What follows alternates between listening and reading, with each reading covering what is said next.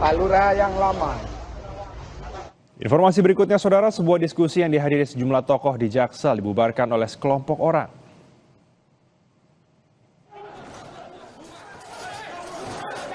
Dalam laman YouTube milik Hersubeno, sekelompok orang tiba-tiba masuk ke dalam acara diskusi yang digelar di sebuah hotel di kawasan Kemang, Jakarta Selatan.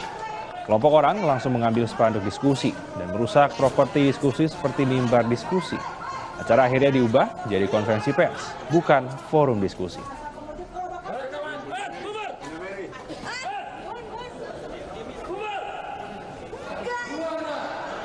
Polisi kemana nih?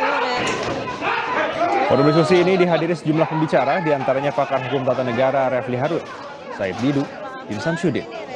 Para pembicara diskusi mengecam tindakan brutal kelompok massa yang membuat kericuhan. Polisi menyebut para terduga pelaku merupakan sekelompok orang yang tidak dikenal. Para terduga pelaku perusakan merupakan massa yang berbeda dengan massa aksi yang sedang melakukan unjuk rasa. Akibat aksi perusakan tersebut, pihak kepolisian langsung melakukan penyelidikan dan pendalaman.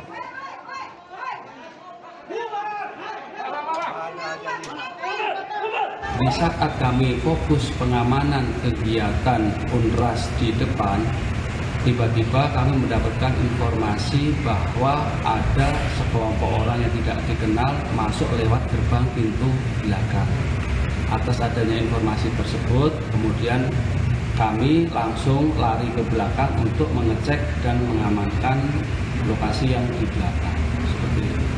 Artinya ini di dalam merangsak masuk tanpa dipengetahuan berarti Bang ya? Jadi gini, kalau massa yang melakukan pengerusakan itu masuk, kami tidak tahu. Karena memang kegiatan di dalam apa kami juga tidak tahu. Karena tidak ada pemberitahuan ke Polsek ataupun ke Polres terkait dengan kegiatan. Sorotan lain, saudara, polisi menangkap aktor Andrew Andika diduga terkait penyalahgunaan narkoba. Tim Polres Metro Jakarta Barat menyatakan aktor Andrew Andika ditangkap Kamis malam. Sejumlah barang bukti disita, namun detailnya belum disampaikan.